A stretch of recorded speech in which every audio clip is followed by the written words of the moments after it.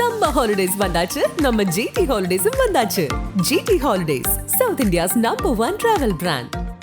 மார்க்கெட்லயே கம்மி சேதாரத்துல இன்னும் 1% தள்ளுபடி கொடுப்போம். ஓகே, வைரநக கேரட்டுக்கு 5000 தள்ளுபடி கொடுப்போம். தள்ளுபடி திருவிழா.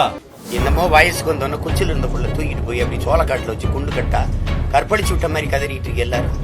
ஒரு பாலியல் தொழிலாளி அவர், அதுக்கு ஆதாரங்களை நாங்கள் நான் பாலியல் தொழிலாளியா?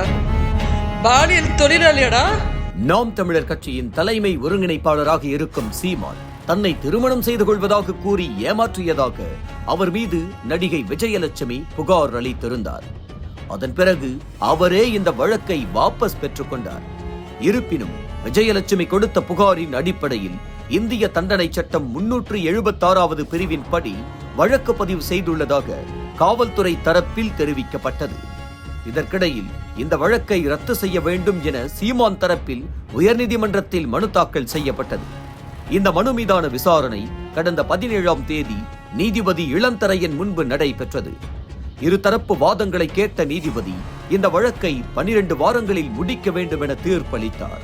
அதில் ஆர்வம் காட்டிய போலீசார் சீமான் வீட்டில் சம்மன் அளித்தனர். ஆனால் போலீசார் விசாரணைக்கு ஆஜராகாத காரணத்தால் அவரது வீட்டில் சம்மன் ஒட்டப்பட்டது. அந்த சமயத்தில்தான் சம்மன் கிழித்ததை தொடர்ந்து பல்வேறு பிரச்சனைகளையும் ஏற்படுத்தியது. இதன் நீட்சியாக கடந்த 28ஆம் தேதி வலசரவாக்கம் காவல் நிலையத்தில் ஆஜரான சீமான் போலீசார் கேட்கும் கேள்விகளுக்கு பதிலளித்தார்.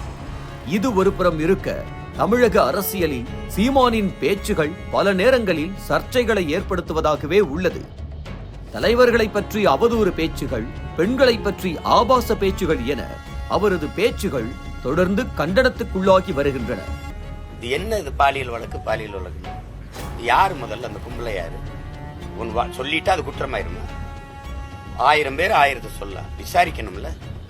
விசாரிக்காம நீ உறுதி பண்ணிட்டு போயிட்டு இருந்தீன்னு அர்த்தம் என்ன? அர்த்தம் என்னமோ வயசுக்கு வந்தோன்னு குச்சில இருந்த புள்ள தூக்கிட்டு போய் அப்படி சோளக்காட்டுல வச்சு குண்டு கட்டா கற்பழிச்சு விட்ட மாதிரி கதறிட்டு இருக்கு எல்லாரும்.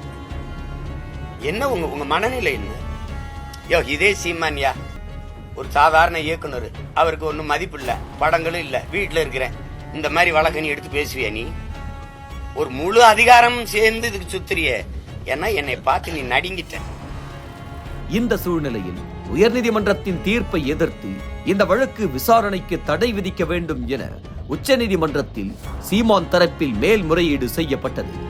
அப்போது உச்சநீதிமன்ற நீதிபதிகள் நாகரத்தினா, சதீஷ் சந்திரா சர்மா ஆகியோர் அமர்வில் இந்த வழக்கு விசாரணைக்கு வந்தது.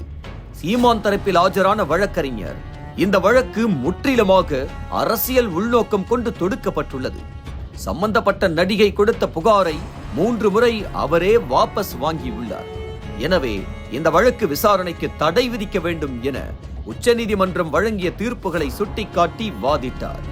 அப்பொழுது இழப்பீடு வழங்க ஏதேனும் வாய்ப்புள்ளதா என நீதிபதிகள் கேள்வி எழுப்பினர்.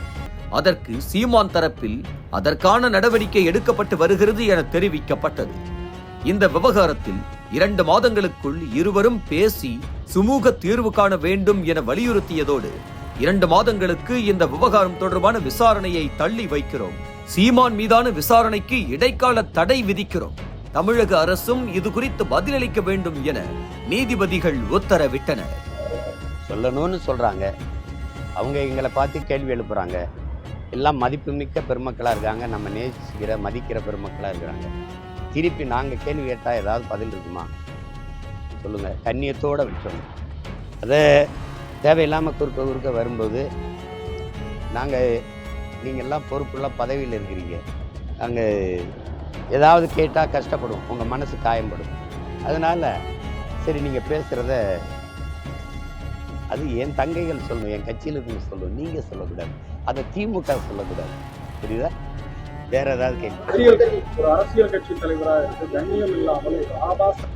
எது கண்ணியம்னு சொல்லு. என்னை பாலியல் குற்றவாளின்னு நீங்க எப்படி சொல்லுவீங்க? நீங்க நீதிபதியா? ஒரு பாலியல் தொழிலாளி அவர், அதுக்கு ஆதாரங்களை நான் காட்டவா? அனல் பறக்கும் செய்திகளை அப்டேட் செய்து கொள்ள நக்கீரன் களத்தை இப்பவே சப்ஸ்கிரைப் பண்ணுங்க.